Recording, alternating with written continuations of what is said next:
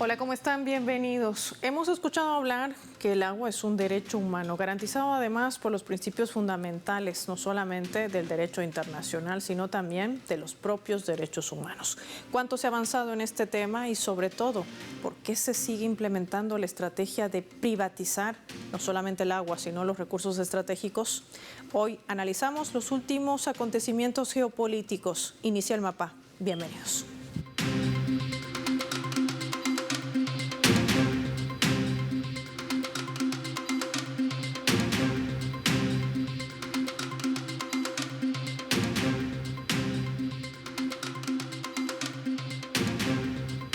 Vamos a centrar nuestra atención en dos países, Perú y Uruguay. ¿Van camino a la privatización? ¿Por qué lo hacen? Revisemos. El agua, camino a la privatización. Vamos a desplegar nuestro mapa mundi, identificar a este país con los colores de su bandera.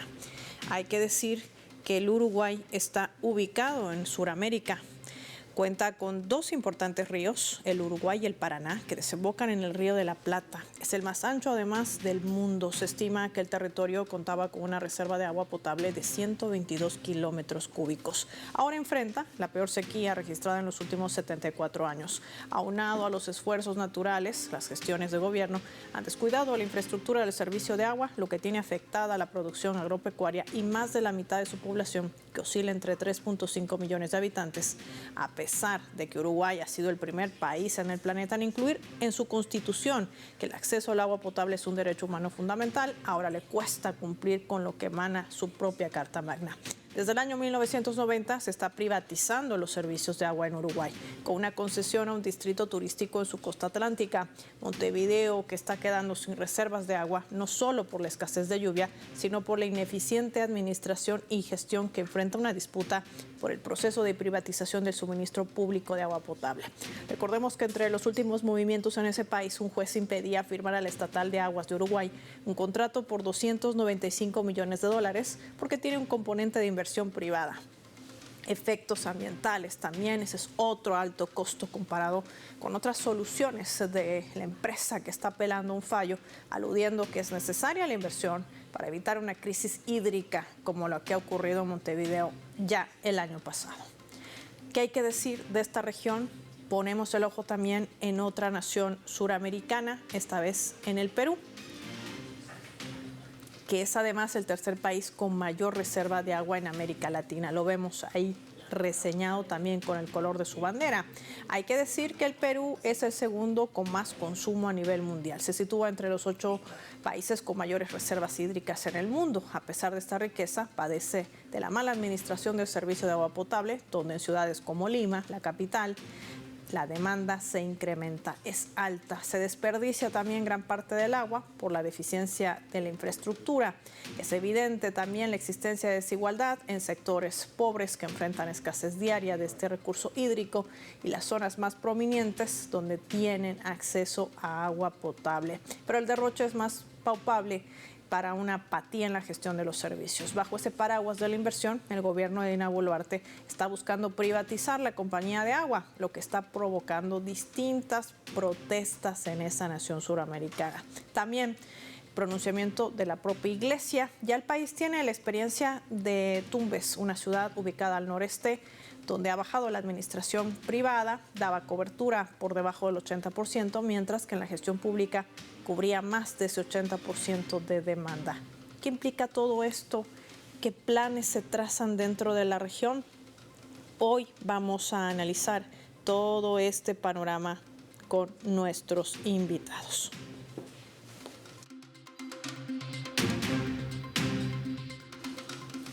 Recibimos en primera instancia, nos acompaña en directo, analista internacional desde Chile, es director además ejecutivo en Chile Ambiente, Patricio Rodrigo con nosotros. Qué gusto tenerlo en Telesur, gracias por su tiempo para el mapa. No, gracias a ti, Paola, por invitarme, un gusto poder seguir conversando. Me gustaría poder entender una precisión. ¿La privatización es una estrategia política o económica? Mira, la privatización, para entenderla en su contexto, déjame hacer un breve relato histórico, digamos, porque Chile, desafortunadamente, fue uno de los países que primero partió con la privatización del agua con las leyes de Pinochet, por ahí por el año 80, 81, después del golpe militar contra el presidente Salvador Allende. Y se impuso una privatización del agua, de modo que los derechos de agua tienen hoy día en Chile carácter de propiedad privada. Y aquí fue como el primer ejercicio de imponer un modelo neoliberal en la gestión de los bienes públicos. Le hace agua, previsión, salud y otra serie de bienes públicos que se transformaron de servicios públicos en negocios. Ahora, Margaret Thatcher siguió los pasos de Pinochet, increíble. Pero ella no privatizó los ríos, privatizó la infraestructura del agua potable y se la entregó a los privados. Y Reagan también siguió en esa misma década de los 80, asignando que los dueños de la tierra eran los dueños del agua. Entonces aquí hay en el fondo, todo esto tiene que ver con una política, una economía política que se impone desde los grandes organismos multilaterales financieros, como el Banco Mundial, el Banco Interamericano de Desarrollo, que dice, si ustedes quieren desarrollar agua, aquí están las platas para las inversiones en la infraestructura, pero tienen que privatizarlas. Es decir, la inversión la hacen los estados y se endeudan, y la gestión la hacen los privados como negocio. Entonces, por eso muchos de estos países que tienen necesidades de invertir, que tienen poco capital, el mismo caso de Bolivia, Uruguay ha venido de vuelta, porque Uruguay expulsó a Suez de la gestión del agua, una empresa francesa que maneja una gran cantidad de gestión privada del agua en muchos países latinoamericanos, y intentó volver, digamos, a su gestión pública del agua. Entonces, en eso hay una imposición, en el fondo, de un cierto modelo de gestión que lo que pretende, en el fondo, como te decía, es un bien público, transformarlo en un negocio privado. Sí, pero en este caso, Patricio, hay que hacer una puntualización, porque si bien es cierto lo que tú reseñas, que varios países de nuestra región, sobre todo aplicados o alineados bajo esos modelos conocidos como neoliberales, llevaban adelante procesos de privatización, lo digo con puntualidad. Bolivia llevó adelante un proceso de nacionalización en el año 2006, lo que recuperó no solamente las presas estatales, sino también la redistribución de estas riquezas hacia la población, traducida en la construcción de escuelas, hospitales, carreteras y demás situaciones que benefician a las ciudadanías. Aquí mi pregunta en concreto, si ya tenemos conocimiento de la historia y los efectos que esto genera con las privatizaciones, ¿por qué volver a implementar esta estrategia? Te pongo ejemplos claros. Uruguay con el agua y Perú, que también va bajo esa misma línea a la cabeza de Dina Boluarte. ¿Qué hay detrás? Bueno, yo diría que es un problema ideológico. Que aquí, en el fondo, lo que se trata es de desprestigiar el sector público. Todo lo público es ineficiente, todo lo público es corrupto, el mercado es el que sabe administrar, los privados son los que hacen la inversión, que son falsas premisas. Pero eso se transmiten en la publicidad, se transmiten en la información, los liderazgos que van saliendo en las coberturas noticiosas y en las pautas de comunicación transmiten esos discursos. Entonces terminan convenciendo a la gente, y como muchas veces los estados tienen poca capacidad de inversión, a veces poco personal técnico, y se demoran mucho en dar las soluciones, la gente ve en los privados como la maravilla, una solución que a la larga le va a costar muy caro. Y eso ocurrió también en Europa. Francia revertió mucho lo que es la gestión privada de las aguas, le sacó a Suez y a Veolia de muchas gestiones en buenas partes de los municipios y volvió a la gestión pública. En Alemania lo mismo, hay severos problemas, por ejemplo Coca-Cola, que está comprando o está abasteciéndose de grandes acuíferos y amenazando también poblaciones locales. Porque no nos olvidemos que aquí hay un problema de fondo, ¿no? Que hay un tema del cambio climático, que nos vienen muchas sequías y a la vez inundaciones, y necesitamos hacer un cambio de paradigma como usamos el agua, buscando soluciones innovativas. ¿Cómo le garantizamos agua a zonas urbanas empobrecidas? ¿Cómo podemos tener zonas rurales que están muchas veces abandonadas porque no es negocio llevarle el agua a las zonas rurales? ¿Cómo podemos reutilizar el agua? ¿Cómo podemos reinyectar agua a los acuíferos? O sea, aquí hay un cambio de paradigma más allá de que yo transforma un bien público en una mercancía y por lo tanto en un negocio. Y forma parte de una estrategia que ya lo reseñaba muy bien Patricio en esta radiografía, de cómo además se utiliza una guerra híbrida mediática para imponer esa narrativa, Patricio, de que lo privado o la privatización funciona mejor que lo público y lo estatal, desguazando también lo que se genera en otras latitudes, inclusive de nuestra propia región, para beneficiar a quienes, a las grandes élites y a las grandes transnacionales. Sin lugar a dudas, una radiografía que nos ayuda a entender el por qué se dan estos pasos en países como Uruguay, en Perú y también otras naciones de nuestra región. Gracias, Patricio Rodrigo, por tu tiempo y tu análisis que ha compartido hoy con nuestros televidentes del mapa. Marquemos nosotros una pausa revisando nuestra escala.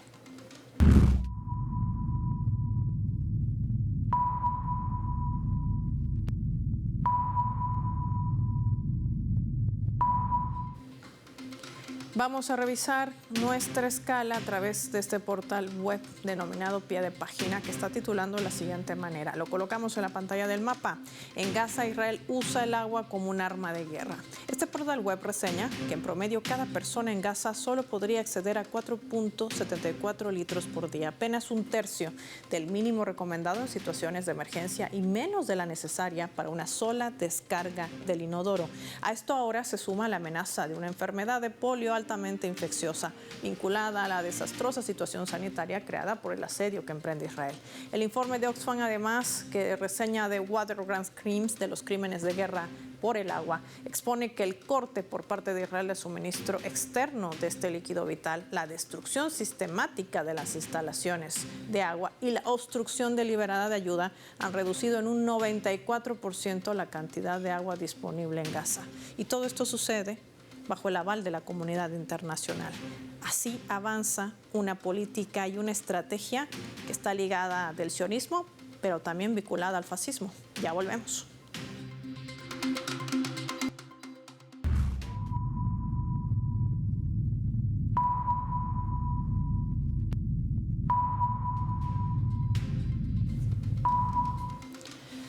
Vamos a sumar otro elemento también para el análisis a través de la fotografía. Lo que ven allí es la cara del presidente de Argentina, Javier Milei, y por otro lado, movilizaciones de la extrema derecha radical en Venezuela, un país que además se alista a ir a elecciones presidenciales el domingo 28 de julio. Privatizaciones y despidos masivos, esa es la piedra angular que maneja la propuesta de la extrema derecha en el mundo. Así es la apuesta de los lobbies de grandes capitales. Javier Milei, por ejemplo, en la Argentina, es quizás el caso más emblemático de la línea que se traza de la extrema derecha internacional. Por otro lado, en Venezuela, esa visión es recogida por un documento escrito en inglés y que fue decodificado por el intelectual venezolano Luis Brito García. Y ese es el plan para la economía del candidato impuesto por Estados Unidos, en coherencia con su visión extremista. Lo primero que adelantaría un eventual gobierno sería privatizar las empresas y servicios del país, de ganar la extrema derecha en Venezuela el domingo.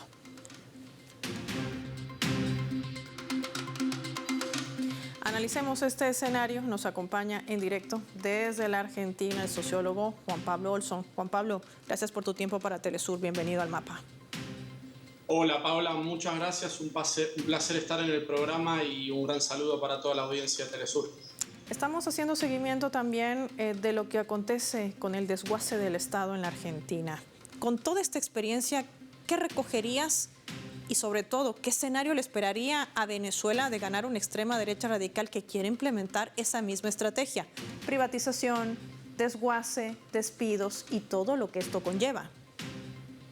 Sí, desde Argentina muy tristemente tenemos que alertar al resto de los procesos electorales de la región, que como vos bien mencionaste, Milei, creo que no solo es el caso más emblemático de la extrema derecha en la región, con esta agenda de destrucción del Estado, destrucción y desguace de los recursos públicos, privatización de las empresas estratégicas del Estado, destrucción de todo lo que es la idea de un estado de bienestar en beneficio de la sociedad y redistribución de la riqueza, destrucción de de ministerios, destrucción de la educación pública, de la salud pública. Muy tristemente, uno podría agregar que Milei pareciera ser no solo un emblema radical, sino un experimento o un laboratorio en donde se está experimentando en Argentina, sobre todo a través de la reciente aprobación de la ley Bases, este paquete de leyes que garantiza esta entrega de la soberanía, y hay un capítulo particular, el capítulo RIGI, dedicado a incentivo a las grandes inversiones de capitales, donde se ve una clara agenda del desembarco directo de las corporaciones en nuestros territorios, en sintonía con la política de Estados Unidos en la región. Y esto está en voz de la propia jefa del Comando Sur, Laura Richardson, que siempre repite que Estados Unidos, ante su disputa con China y con la URSS, con China y con Rusia, necesitan garantizar el control de los recursos estratégicos de la región, y esto es lo que se va debatiendo. En el caso del triunfo de Milei en Argentina, se avanzó ferozmente en contra de los jubilados, los trabajadores, la educación pública, la salud pública. Ha aumentado enormemente la pobreza, la indigencia. Hay una crisis muy profunda de la sociedad que no tiene acceso a los alimentos. Los jubilados tienen que debatirse entre pagar medicamentos o alimentos o pagar el alquiler. Realmente es un escenario trágico, dramático, donde parece que avanza una agenda totalmente deshumanizante e inhumana de la política que representa Milei, la extrema derecha, y que lamentablemente se está debatiendo en este periodo electoral previo en Venezuela, donde la extrema derecha también está preanunciando la destrucción de los bienes públicos del Estado y la privatización, en sintonía con toda la agenda de la extrema derecha a nivel local, regional y global, que es la destrucción del Estado, de lo público, y el desembarco de las corporaciones en la vida pública, en la vida política. Y eso es realmente preocupante. Nosotros desde Argentina seguimos todo este proceso que se está dando en Venezuela y alertamos la importancia, sobre todo de aquellos que son indecisos, de que realmente eso determinó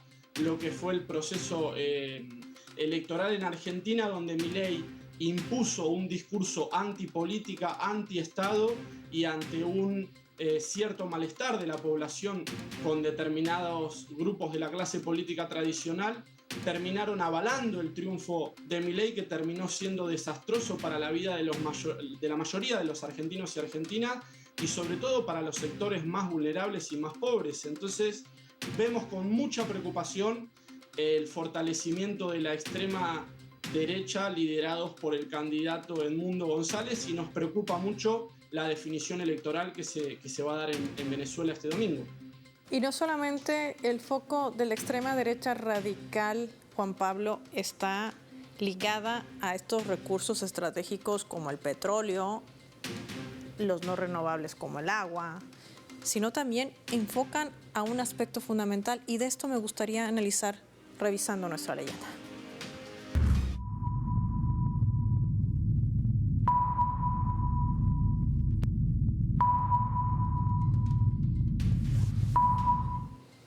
Esto no lo dice un ministro de Venezuela, lo dice una ministra de Ciencia, Innovación y Universidades de España, Diana Morant. Esta nueva norma le abre la puerta completamente a la privatización en una comunidad donde ya hay 6 universidades públicas frente a 13 privadas.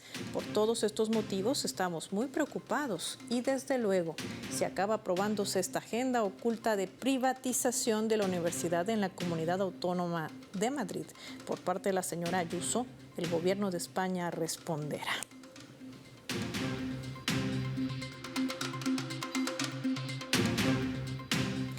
Ayuso, Juan Pablo, muy ligada también a Israel, a su estrategia, muy cercana también a Javier Milei en sus últimos movimientos.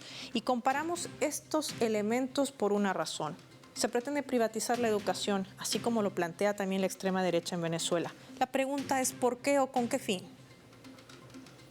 Bueno, yo te diría, Paola, de dar un poco de contexto de que es este avance privatizador, este avance neoliberal tiene un contexto. Te diría que ese contexto implicó el experimento que en su momento fue el golpe a el que fue el presidente Salvador Allende de Chile, que daba esta discusión de los modelos que estaban en disputa, el modelo del estado de bienestar, el modelo de la redistribución de la riqueza, el modelo de beneficio de los distintos sectores de la sociedad y la nacionalización o la posesión pública de los grandes recursos y las grandes empresas estratégicas del Estado en todas sus áreas.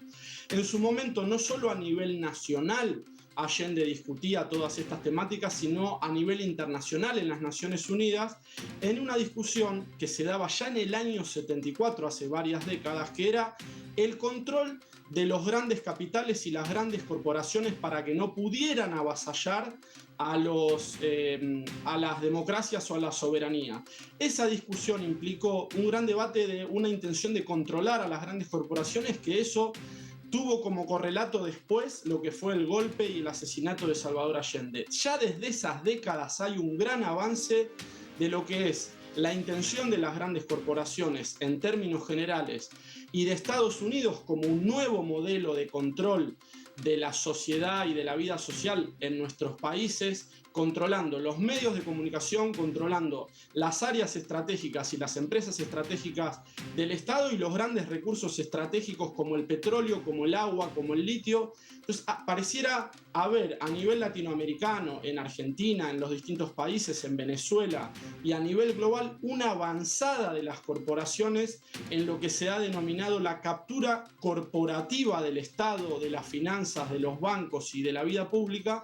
Pareciéramos estar viviendo experimentos o laboratorios, como en el caso de Argentina con Milei, que es el ejemplo de lo rápido y feroz que ha avanzado en esta agenda, con garantía el Estado utilizado como represión de la movilización. Hay escenarios de criminalización de la protesta social, que es un derecho constitucional a la protesta, y es preocupante que en los otros países, tanto en Venezuela como en España, esta avanzada de este discurso privatizador hable de la privatización de la educación pública, que es un derecho básico histórico que se ha logrado ya en los siglos pasados, que lamentablemente estamos en un momento donde estas olas de la extrema derecha pareciera ser una restauración conservadora, y te diría que en América Latina tenemos el hito de lo que fue lo contrario, la gran derrota que significó en su momento. Tenemos que recordar lo que fue el no al ALCA,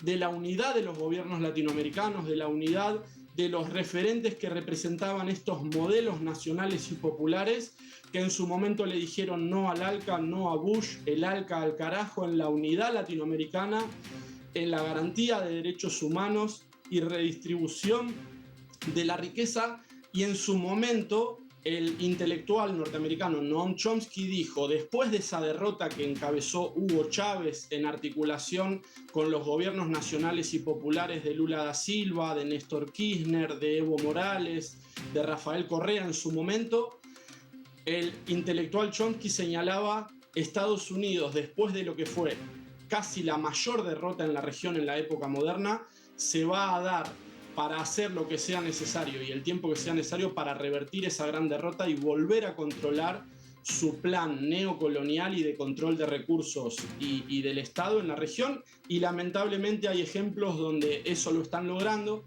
También tuvieron derrotas estratégicas en estos periodos modernos actuales, con la derrota de Jair Bolsonaro, su aliado estratégico en Brasil, con el triunfo de Lula da Silva, un gran triunfo en Colombia de Gustavo Petro. Entonces me parece que la región América Latina está en disputa entre estos modelos de presencia del Estado para garantizar la calidad de vida de la población, garantizando educación pública, garantizando salud pública y un rol central del Estado en escenarios críticos, o el rol privatista, mercantilista, de privatización de la vida, que en su momento lo ha señalado un periodista argentino en el peor escenario de la dictadura militar, que hablan de un modelo económico que pretende condenar a la miseria planificada a millones de seres humanos, garantizando el control de las empresas y los recursos estratégicos. Me parece que hay una gran disputa que en estos momentos está candente en Venezuela, en España, en Argentina, en distintos países donde están estos dos grandes modelos que están en disputa. Como diríamos en Telesur, has puesto los puntos sobre las IES. Agradecer a Juan Pablo Olson por habernos acompañado hoy con su análisis y por su tiempo para el mapa. Gracias, Juan Pablo. Será hasta una próxima oportunidad. Nosotros vamos a revisar ahora nuestra coordenada.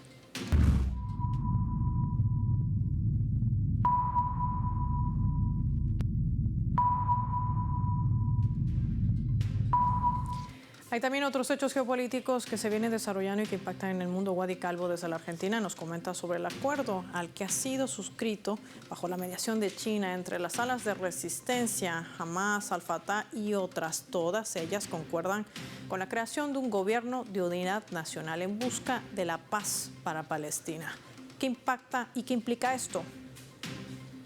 El encuentro en Beijing de los grupos palestinos que acaba de conformarse una nueva alianza, creo que llega demasiado tarde. La decisión de Netanyahu es exterminar Gaza, es exterminar Cisjordania y no lo van a detener ahora, mucho menos cuando prácticamente segura la victoria en noviembre de Trump, un aliado fundamental de Israel. Así que nada, creo que nos aproximamos al fin de Gaza y a una nueva guerra que va a ser en el sur del Líbano. Netanyahu no es un hombre de paz, ya lo ha demostrado a lo largo de su historia y creo que esto se va a terminar de resolver muy mal para Palestina. Agradecer a Wadi Calvo por participar en nuestra coordenada. Nos ubicaba en otros hechos geopolíticos que se están desarrollando en el mundo y que no queríamos dejar de compartir aquí en el mapa. Ya para finalizar el programa, revisemos rápidamente nuestro vector.